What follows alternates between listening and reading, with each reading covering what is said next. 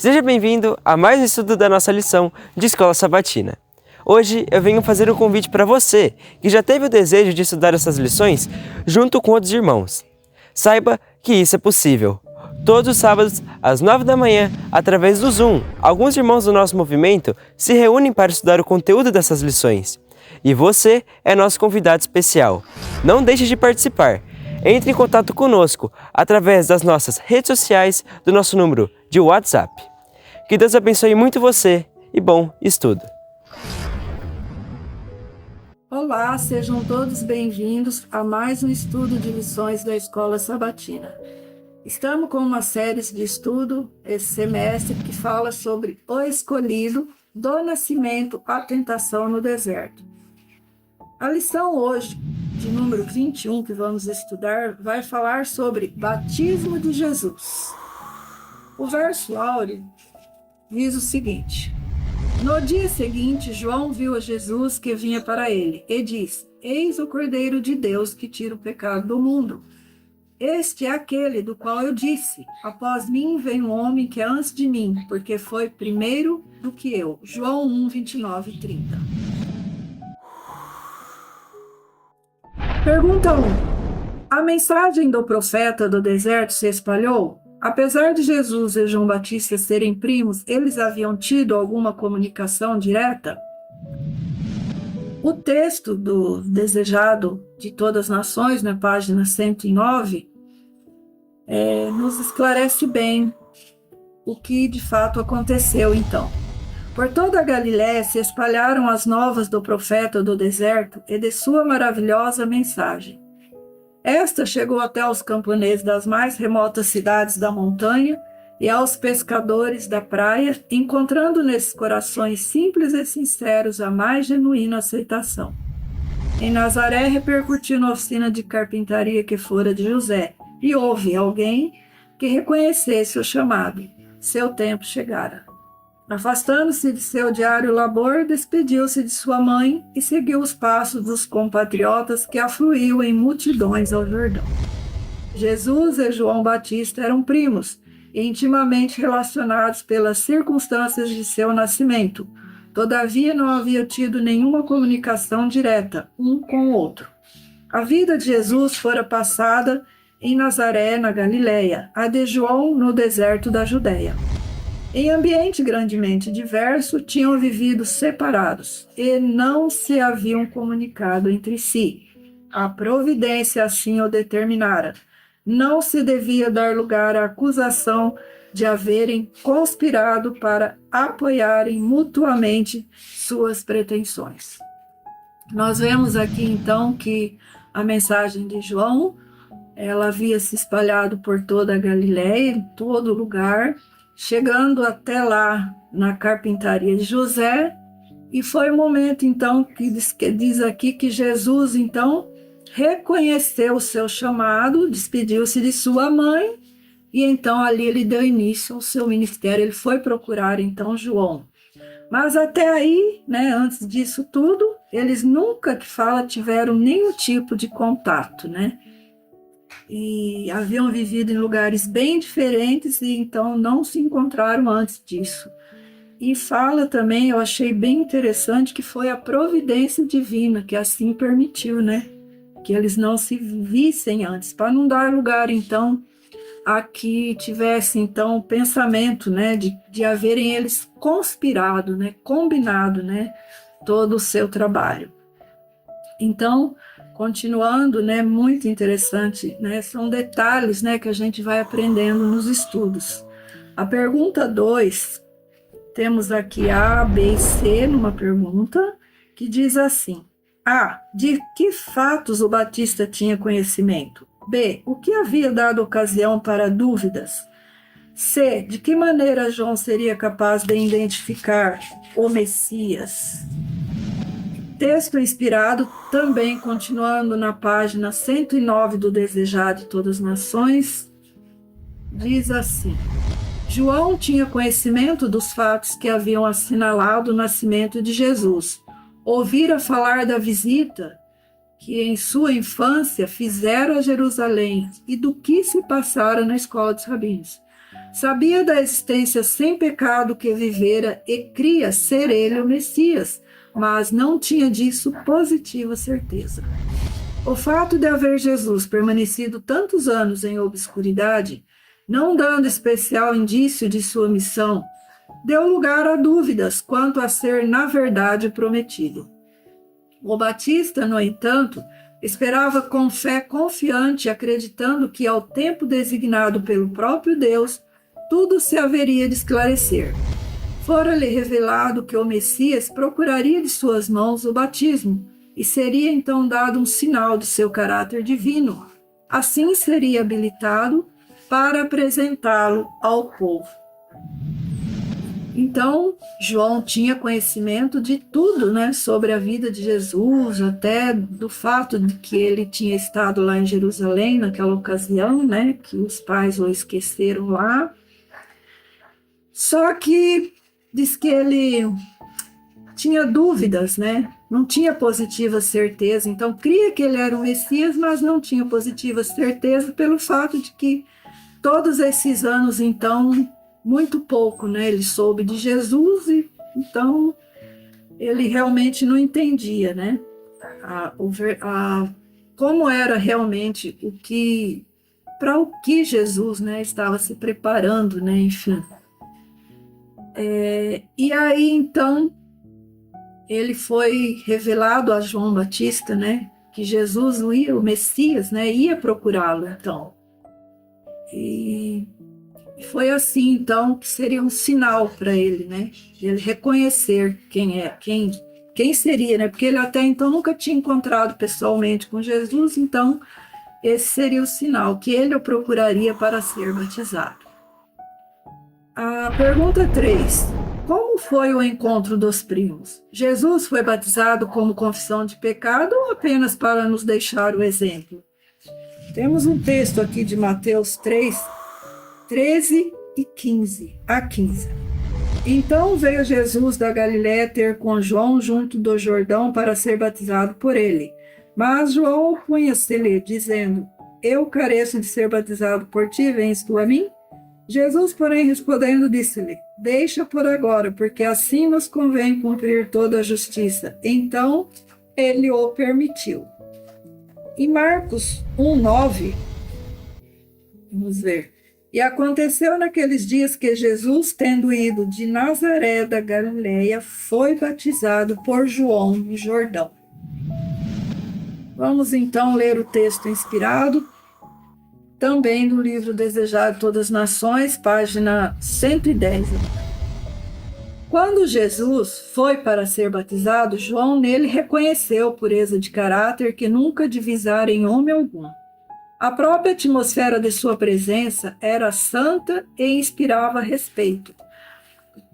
Entre as multidões que se haviam congregado em torno dele no Jordão, ouvira João negras histórias de crime e encontrar almas curvadas ao fardo de milhares de pecados. Nunca, entretanto, estivera em contato com um ser humano de quem brotasse tão divina influência. Tudo isso estava em harmonia com o que lhe fora revelado acerca do Messias. No entanto, esquivou-se a fazer o pedido de Jesus. Como poderia ele, pecador, batizar o inocente? E por que haveria aquele que não necessitava de arrependimento de submeter-se a um rito que era uma confissão de culpa a ser lavada?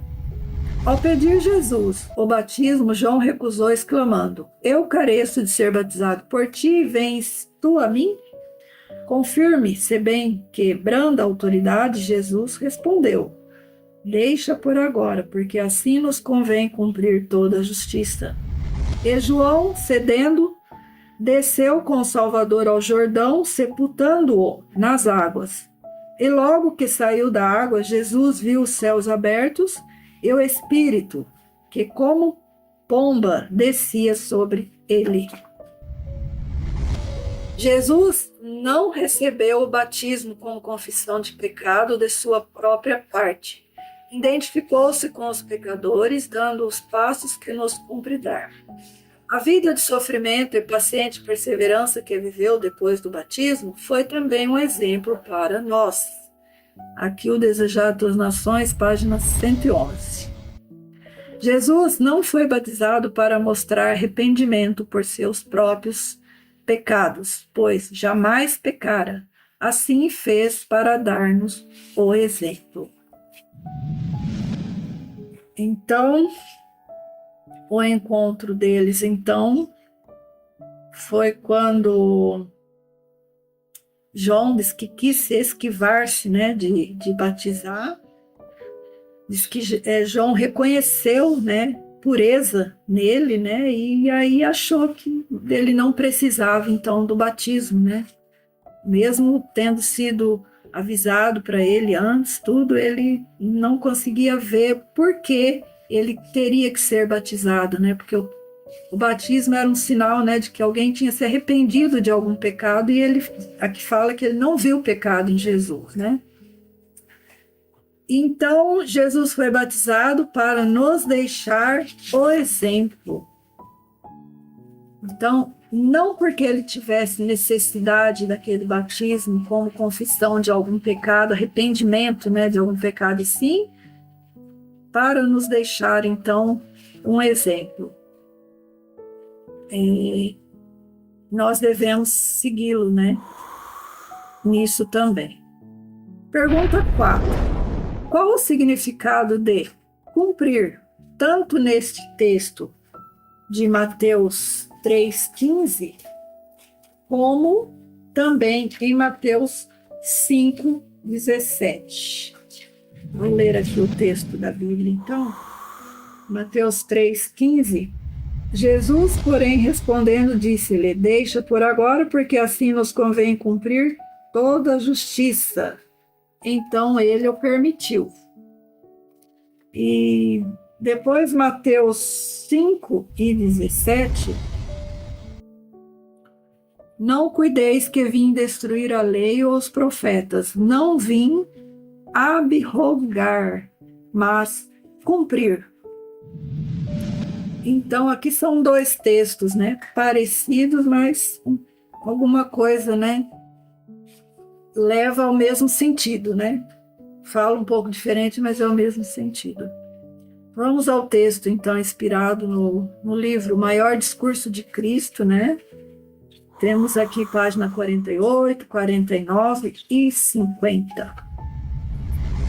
Falando da lei, Jesus disse: não vim para revogar, vim para cumprir. Mateus 5,17. Ele emprega aqui a palavra cumprir, no mesmo sentido em que a usou quando declarou a João Batista seu desígnio de cumprir toda a justiça. Mateus 3,15. Isto é, atender plenamente à exigência da lei, dar um exemplo de perfeita conformidade com a vontade de Deus. Sua missão era engrandecer a lei e a tornar ilustre ou gloriosa. Isaías 42:21. Ele devia mostrar a natureza espiritual da lei, apresentar seus princípios de vasto alcance e tornar clara sua eterna obrigatoriedade. Era sua missão, mediante o tornar os homens participantes da natureza divina, pô-los em harmonia com os princípios da lei celestial. Quando abandonamos nossos pecados e recebemos a Cristo como nosso Salvador, a lei é exaltada. Pergunta ao apóstolo Paulo: anulamos, pois, a lei pela fé? De maneira nenhuma. Antes, estabelecemos a lei. A promessa do novo concerto é: porei as minhas leis em seu coração e as escreverei em seus entendimentos. Hebreus 10:16. Conquanto ao sistema de símbolos que apontava para Cristo como Cordeiro de Deus, que devia tirar o pecado do mundo, havia de passar com sua morte, os princípios de justiça contidos no Decálogo são tão imutáveis como o trono eterno. Nenhum mandamento foi anulado, nem um jota ou um tio foi mudado. Os princípios que foram dados a conhecer ao homem no paraíso, como a grande lei da vida, existirão imutáveis no paraíso restaurado. Quando o Éden volver a florir na terra, A lei divina do amor será obedecida por todos debaixo do sol. Então, aqui, quando nos pergunta qual o significado de cumprir nesses dois textos, tanto no de Mateus 3 como no de Mateus 15, está dizendo que Jesus, quando ele disse isso, ele não estava, tirando o valor, não retirando que não precisasse mais obedecer essa lei. Cumprir quer dizer obedecer, né? Não quer dizer que não tem mais necessidade. Muitas vezes é interpretado errado, né? Essa questão quando ele diz cumprir, né? Acha que ali terminou a obrigatoriedade da lei, né? Mas nós vemos aqui, está bem explicadinho aqui, o texto inspirado, de que essa lei, ela vai até o fim, ela é imutável, né? E vamos dar continuidade, então, agora à pergunta 5. Temos aqui também 3 perguntinhas. A. O que Cristo fez ao sair da água? B. Como ele seria considerado justamente pelo professo povo de Deus? Até mesmo que pessoas não compreenderam sua missão. Vamos ao texto inspirado, Desejar a Todas as Nações, página 111, que nos esclarece bem também essa pergunta. Ao sair da água, Jesus se inclinou em oração à margem do rio. Nova e importante fase abria-se diante dele. Entrava agora em mais amplo círculo no conflito de sua vida. Conquanto fosse o príncipe da paz, sua vida devia ser como o desembainhar de uma espada. O reino que viera estabelecer era oposto daquilo que os judeus desejavam. Aquele que era o fundamento do ritual e da organização de Israel seria considerado seu inimigo e destruidor. Aquele que proclamara a lei sobre os sinais seria condenado como transgressor. O que viera derribar o poder de Satanás seria acusado como Belzebu. Ninguém na terra o compreendera e ainda em seu ministério devia andar sozinho. Durante sua existência, nem a mãe, nem os irmãos lhe tinham compreendido a missão. Os próprios discípulos não o entendiam. Habitara na eterna luz, sendo um com Deus, mas sua vida na terra devia ser vivida em solidão. Como um conosco, cumpria-lhe suportar o fardo de nossa culpa e aflição. O inocente devia sentir a vergonha do pecado. O amigo da paz tinha que habitar entre a luta, a verdade com a mentira e a pureza com a vileza.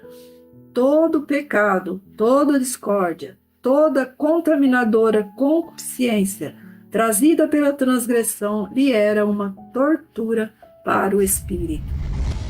Sozinho devia trilhar a vereda, sozinho carregaria o fardo. Sobre aquele que abrir mão de sua glória e aceitar a fraqueza da humanidade, devia repousar a redenção do mundo. Viu e sentiu tudo isso. Firme, porém, permaneceu o seu desígnio.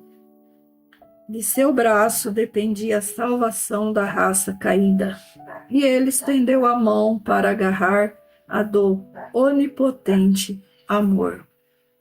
O que Cristo então fez ao sair da água? Diz que ele fez uma oração, Ali ele ia começar uma nova fase da sua vida.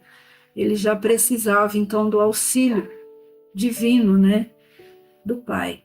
Como ele seria considerado então? Aqui diz que ele seria considerado como inimigo e destruidor.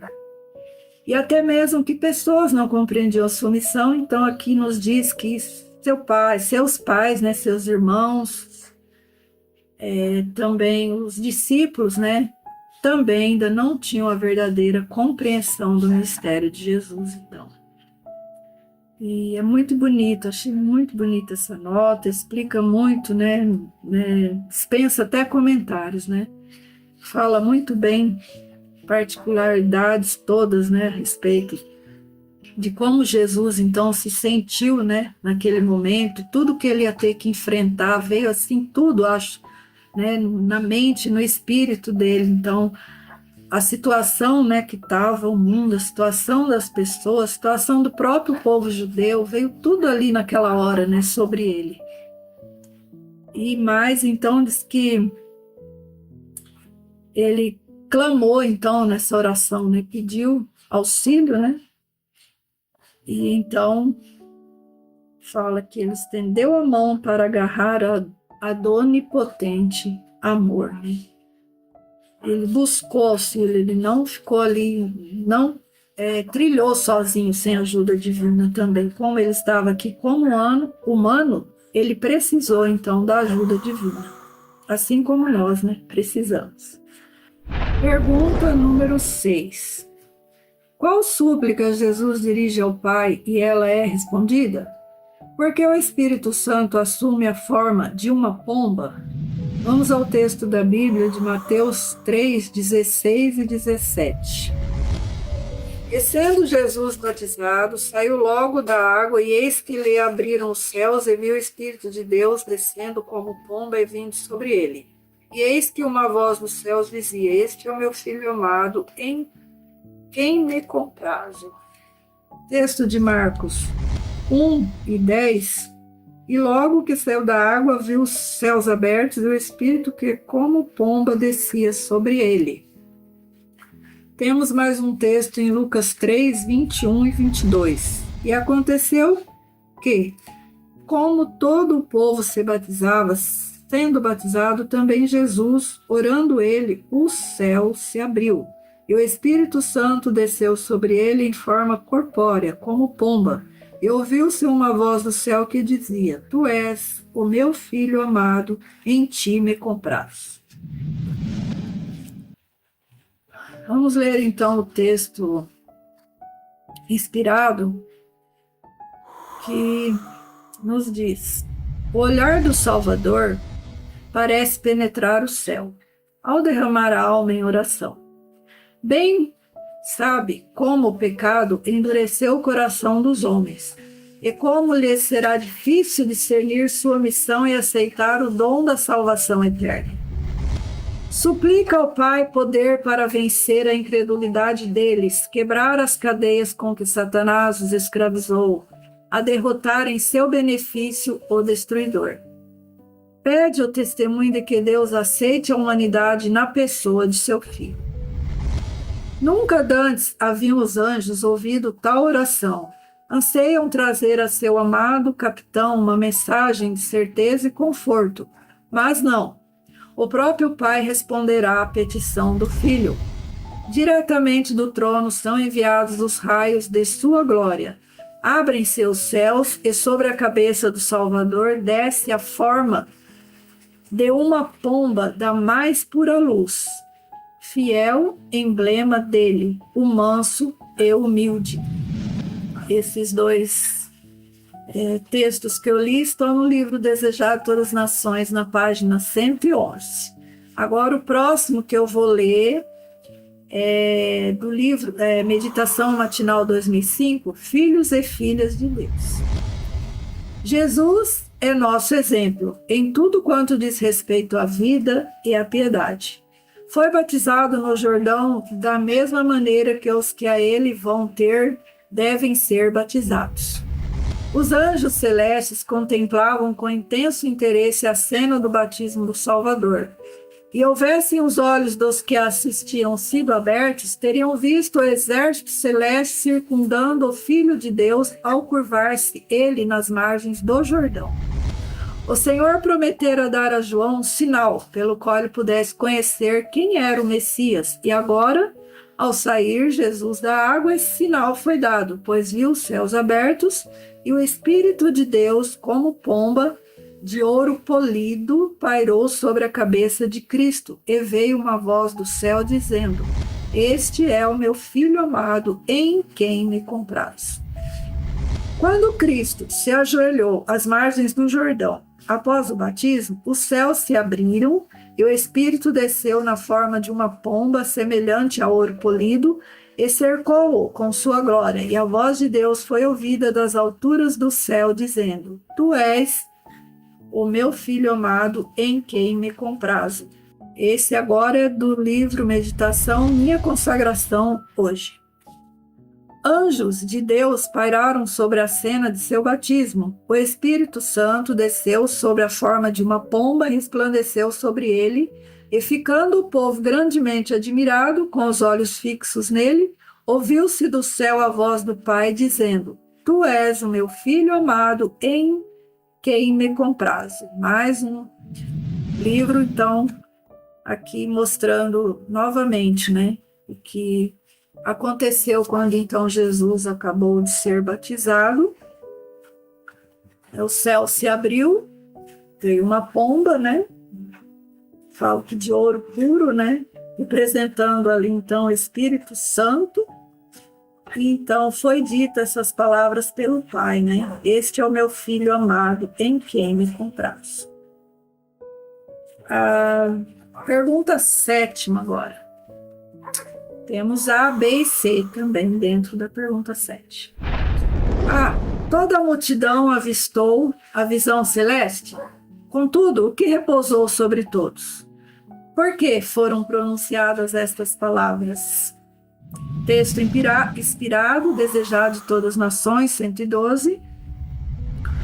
Diz assim: Dentre a multidão, à beira do Jordão, poucos além do Batista divisaram essa visão celeste. Entretanto, a solenidade da divina presença repousou sobre a Assembleia. O povo ficou silencioso a contemplar a Cristo. Seu vulto achava-se banhado pela luz que circunda sem cessar o trono de Deus. Seu rosto erguido estava glorificado como nunca dantes tinham visto um rosto de homem. Dos céus abertos ouviu-se uma voz dizendo: Este é o meu filho amado, em quem me comprazo. Mateus 3,17. Estas palavras de confirmação foram proferidas para inspirar a fé naqueles que testemunhavam a cena e fortalecer o Salvador para a sua missão. Não obstante os pecados de um mundo criminoso serem postos sobre Cristo, não obstante a humilhação de tomar sobre si nossa natureza decaída, a voz declarou ser ele o Filho do Eterno. Então, que foram poucos, né, que conseguiram ver aquela cena, mas que a solenidade, né, contudo a solenidade da divina presença repousou sobre todos que estavam ali. Todos podem não ter ouvido exatamente, mas sentiram, né? Sentiram então aquela solenidade divina, né? A presença divina ali naquele momento, né? Então, por que foram pronunciadas essas palavras? Seria uma confirmação, né? Para inspirar fé a todos que estavam ali sobre a missão, então, do nosso Salvador Jesus, que estava ali se iniciando. Continuando, 8ª pergunta. Como muitas vezes temos lido o relato do batismo de Jesus? E que significa para nós, seres humanos, esta cena? O texto da Bíblia está em Romanos 8:26. E da mesma maneira também o Espírito ajuda as nossas fraquezas, porque não sabemos o que havemos de pedir como convém. Mas o mesmo Espírito intercede por nós com gemidos inexprimíveis. Temos também um texto em Hebreus 4:16. Cheguemos, pois, com confiança ao trono da graça, para que possamos alcançar misericórdia e achar graça, a fim de sermos ajudados em tempo oportuno. O texto, então, inspirado, esclarece melhor, né? Esses dois textos, tanto Romanos como Hebreus, é muito bonito, então, para que nós possamos entender, né, a questão da oração, de quando clamamos, então, a Deus, né? Como clamamos a Deus. O que significa esta cena para nós? Quão desatentamente temos lido o relato do batismo do Senhor, não compreendendo que seu significado é para nós da maior importância e que Cristo foi aceito pelo Pai em favor do homem. Enquanto Jesus se inclinava às margens do Jordão e fazia sua súplica, a humanidade foi apresentada ao Pai por ele, que revestira sua divindade com a humanidade. Jesus se oferecia ao Pai em favor do ser humano, a fim de que aqueles que haviam sido separados de Deus pelo pecado fossem levados de volta pelos méritos do suplicante divino. Devido ao pecado, a terra havia sido separada do céu, mas com seu braço humano, Cristo abraça a raça caída, enquanto que com seu braço divino agarra o trono do infinito. A terra é elevada ao favor do céu e o ser humano à comunhão com seu Deus. A oração de Jesus em favor da humanidade perdida abriu caminho por entre toda a sombra que Satanás lançara entre o ser humano e Deus, deixando aberto um canal de comunicação com o próprio trono da glória. Os portões se moveram, os céus se abriram e o Espírito de Deus, em forma de pomba, rodeou a cabeça de Cristo. A voz de Deus foi ouvida dizendo: "Este é o meu Filho amado, em quem me comprazo." O livro Nossa Alta Vocação, página 154. A voz de Deus foi ouvida em resposta à petição de Cristo, e isso diz ao pecador que sua súplica encontrará acolhida no trono do Pai. O Espírito Santo será dado aos que buscam a graça e o poder divinos e ajudará em nossas fraquezas quando tivermos audiência com Deus. O céu está aberto a nossas petições e somos convidados a chegar confiadamente junto ao trono da graça, a fim de recebermos misericórdia e acharmos graça para socorro em ocasião oportuna. Devemos ir com fé, crendo que obteremos exatamente as coisas que lhe pedimos. Nossa Alta Vocação, novamente, 154. Textos maravilhosos, muito lindos, até emocionantes, né? Como que foi feito todo um trabalho, né? No momento em que Jesus, então, fez aquela oração, né? Foi todo o céu se empenhou, né? Em ajudar, né? Ali foi mostrado, né? A mesma situação que a terra estava, raça caída, e mais Cristo, né? Então abraça, né? Essa missão, dando tudo, né, de si, então, para cumprir, né, a vontade de Deus de recuperar, né, a raça caída. Mostrando ali que quando a gente ora, a gente pede também, né, nas nossas orações, os céus, então, eles são abertos para receber, então, os nossos pedidos. Muito, muito bonito, muito maravilhoso. Essas notinhas aqui, do Espírito de Profecia. Pergunta 9. Pergunta A, B, C e D. João reconheceu o sinal prometido? B, o que ele exclamou? C, os ouvintes discerniram a importância desta declaração? O que Deus desejava ensinar? Temos um texto aqui de João 1, 24 a 34. E os que tinham sido enviados eram dos fariseus. E perguntaram-lhe e disseram-lhe: Por que batizas, pois se tu não és o Cristo, nem Elias e nem o profeta? E João respondeu-lhes dizendo: Eu batizo com água, mas ao meio de vós está um a quem vós não conheceis. Este é aquele que vem após mim, que é antes de mim, do qual eu não sou digno de desatar a correia da alparca. Estas coisas aconteceram em Betabara, do outro lado do Jordão, onde João estava batizando. No dia seguinte, João viu a Jesus que vinha para ele e disse: Eis o Cordeiro de Deus que tira o pecado do mundo. Este é aquele do qual eu disse: após mim vem um homem que é antes de mim, porque foi primeiro do que eu. E eu não o conhecia, mas para que ele fosse manifestado a Israel, vim eu, por isso, batizando com água. E João testificou, dizendo: Eu vi o Espírito descer do céu como pomba e repousar sobre ele. E eu não o conhecia, mas o que me mandou a batizar com água, esse me disse: sobre aquele que vires descer o Espírito e sobre ele repousar, esse é o que batiza com o Espírito Santo. E eu vi e tenho testificado que este é o Filho de Deus.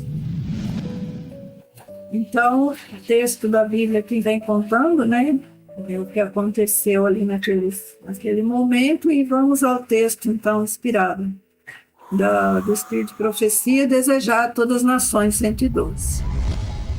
Suas feições e todo o seu corpo brilhavam com a luz da glória de Deus. João ficara profundamente comovido ao ver Jesus curvado como suplicante, rogando com lágrimas a aprovação do Pai. Ao ser ele envolto na glória de Deus e ouvir-se a voz do céu, reconheceu o Batista o sinal que lhe fora prometido por Deus. Sabia ter batizado o Redentor do mundo. O Espírito Santo repousou sobre ele e, estendendo a mão, apontou para Jesus e exclamou: Eis o Cordeiro de Deus que tira o pecado do mundo. Ninguém dentre os ouvintes, nem mesmo o que as proferira, discerniu a importância dessa palavra: o Cordeiro de Deus. Sobre o Monte Moriá, ouvira Abraão a pergunta do filho: Meu pai, onde está o Cordeiro para o holocausto?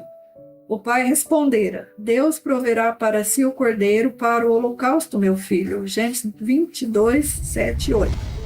E no cordeiro divinamente provido, em lugar de Isaque, Abraão viu um símbolo daquele que havia de morrer pelos pecados dos homens, por intermédio de Isaías. O Espírito Santo, servindo-se dessa ilustração, profetizou do Salvador. Como um cordeiro foi levado ao matadouro, o Senhor fez cair sobre ele a iniquidade de nós todos. Isaías 53, 7, 6. Mas o povo de Israel não compreenderam a lição. Muitos deles consideravam as ofertas sacrificais muito semelhantes à maneira porque os gentios olhavam a seus sacrifícios, como dádivas pelas quais tornavam propícia a divindade. Deus desejava ensinar-lhes que de seu próprio amor provinha a dádiva que os reconciliava com ele. Então, aqui, muitas vezes o relato, né, do batismo de Jesus passa bem, né, despercebido, que fala: não compreendemos realmente o significado, a importância, né, naquele momento, né, do que Cristo, né, estava ali já dando início a tudo que ele ia fazer por nós, né? Então, diz que isso impressionou muito João naquele momento, né? Então, a terra estava separada, né? Devido ao pecado, ela estava separada, né, de Deus, né? Então, foi muito importante que, nesse momento, né, significa tudo para nós, seres humanos, né? Ali, então, deu início, né, a nossa reconciliação com o céu, a nossa reconciliação. Então, foi provido um meio, né, de nos reconciliarmos com Deus, se assim nós escolhermos, né? Vamos, então, continuar agora a pergunta 10. Qual é a abrangência das palavras de Deus para Jesus? no Jordão. Aqui é 1 João 5:20. E sabemos que já o Filho de Deus é vindo e nos deu entendimento para que conheçamos ao verdadeiro, e no que é verdadeiro estamos, isto é, em seu Filho Jesus Cristo. Este é o verdadeiro Deus e a vida eterna. Vamos ao texto, então, inspirado do Desejar Todas as Nações, na página 113. E as palavras dirigidas a Jesus no Jordão, este é o meu Filho amado em quem me comprazo, abrangem a humanidade. Deus falou a Jesus como nosso representante. Com todos os nossos pecados e fraquezas, não somos rejeitados como indignos. Deus nos fez agradáveis a si no amado. Texto de Efésios 6. A glória que repousou sobre Cristo é um penhor do amor de Deus para conosco. Indica-nos o poder da oração. Como a voz humana pode chegar aos ouvidos de Deus e nossas petições podem achar aceitação nas cortes celestiais. Em razão do pecado, a terra foi separada do céu e alienada de sua comunhão, mas Jesus a ligou novamente com a esfera da glória. Seu amor circundou o homem e atingiu o mais alto céu. A luz que se projetou das portas abertas sobre a cabeça de nosso Salvador incidirá sobre nós ao pedirmos auxílio para resistir à tentação. A voz que falou a Cristo diz a todo crente: este é meu Filho amado em quem me comprazo. Através dos portões abertos fluíram brilhantes raios da glória do trono de Jeová. E essa luz brilha até mesmo sobre nós. A certeza dada a Cristo é uma certeza para todo filho de Deus arrependido, crente e obediente, de que ele é aceito no amado. Aqui tem um texto do Comentários Bíblicos, né? 5º comentário bíblico, isso. Amados, agora somos filhos de Deus e ainda não é manifestado o que havemos de ser. Mas sabemos que, quando ele se manifestar, seremos semelhantes a ele. 1 João 3:2. Nosso Redentor abriu o caminho de maneira que o mais pecador, necessitado, opresso e desprezado pode achar acesso ao Pai.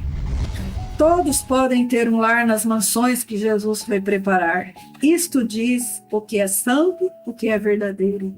O que tem a chave de Davi, o que abre e ninguém fecha. E fecha e ninguém abre. Eis que diante de ti tenho posto uma porta aberta e ninguém a pode fechar. Apocalipse 3, 7 e 8, texto desejado de todas as nações, 113. Então, que importância, né, muito grande a abrangência, né, do que Deus então disse para Jesus naquele momento, né? Ali foi confirmado para que nós também, quando necessitamos, né, do auxílio divino, quando procuramos, quando nos abrimos o nosso coração, né, ele então nos ouve, ele nos atende, né? Fala que qualquer pecador arrependido, ele pode ter certeza, né, de que ele é aceito. Se ele realmente, né, estiver aberto, né, se proposto, né, a arrepender e a aceitar, né, Jesus, ele será então ouvido ali diante do trono de Deus, né? Maravilhosa promessa, né? Que possamos realmente crer nisso, né? E achei muito bonito aqui quando diz que a certeza dada a Cristo é uma certeza para todo filho de Deus arrependido, crente e obediente, de que ele é aceito no amado. Então, é muito importante a gente crer, né? Crer nisso, né? Não só termos o conhecimento de todos esses assuntos, mas de crermos realmente, né? Vamos à pergunta 11, última pergunta, né, 11. A. Que engano a sabedoria mundana tem propagado? Qual é a realidade sobre a atuação de Deus? O que é que faz parte do plano de Deus? Temos aqui o texto de Mateus 7, 7 a 11, né? Pedi e dar-se-vos-á, buscai e encontrareis, batei e abrir-se-vos-á. Porque aquele que pede, recebe, o que busca, encontra, e ao que bate, abrir-se-lhe-á. E qual dentre vós é o homem que, pedindo-lhe pão, o seu filho lhe dará uma pedra? E pedindo-lhe peixe, lhe dará uma serpente? E muito importante esse texto, né? A gente pedir, a gente recebe, né? Se buscar, a gente encontra, né? Jamais ele vai nos deixar ali esperando, né? É só pedir com fé que receberemos. Temos aqui o texto de Tessalonicenses, 1 Tessalonicenses 5,17. Orai sem cessar. Um versinho muito curto, né? Então, vamos ao texto. Esse texto agora, esse último texto de hoje, é um grande conflito na página 525. Outro assim ensina a sabedoria mundana, que a oração não é essencial. Homens de ciência pretendem que a oração não pode, na verdade, ser atendida, que isto seria uma violação da lei, um milagre, e que os milagres não existem. O universo, dizem eles, é governado por leis fixas, e o próprio Deus nada faz contrário a essas leis. Assim representam a Deus governando por suas próprias leis, como se a operação das leis divinas pudesse excluir a liberdade divina. Tal ensino se opõe ao testemunho das Escrituras. Não foram operados milagres por Cristo e por seus apóstolos? O mesmo compassivo Salvador vive hoje e está tão disposto a escutar a oração da fé como quando andava visivelmente entre os homens. O natural coopera com o sobrenatural. Faz parte do plano de Deus conceder-nos, em resposta à oração da fé, aquilo que ele não outorgaria se eu não pedíssemos assim. Então, chegamos aqui ao final de mais um estudo e eu acredito que foi muito importante para todos que acompanharam. E aqui esse finalzinho, então, existe, né? Crenças, né, de que não adianta orar, que não, é impossível que Deus, né, possa ouvir a todos, né? Também existe isso. Mas nós sabemos, né, pela fé, nós temos que é uma das coisas mais importantes, é a vida do cristão, né? É a oração. Na própria história de Jesus, né, relata, Jesus sempre estava em oração.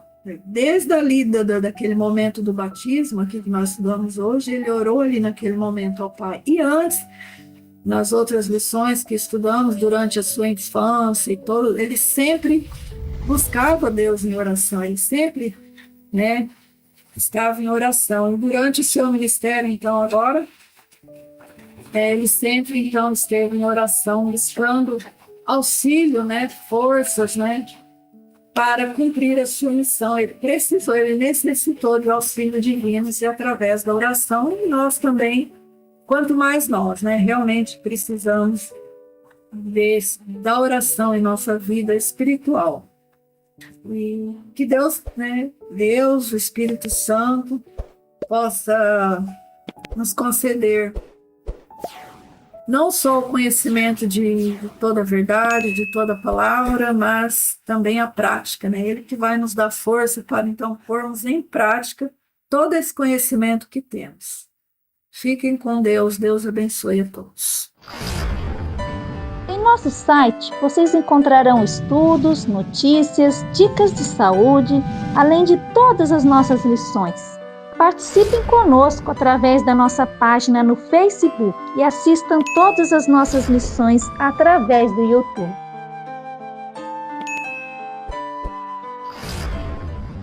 Ah, você também pode participar ao vivo das lições da Escola Sabatina todos os sábados a partir das 9 da manhã pelo Zoom. Ligue ou mande uma mensagem para os números de WhatsApp que aparecem na tela e venha estudar conosco. Você é o nosso convidado.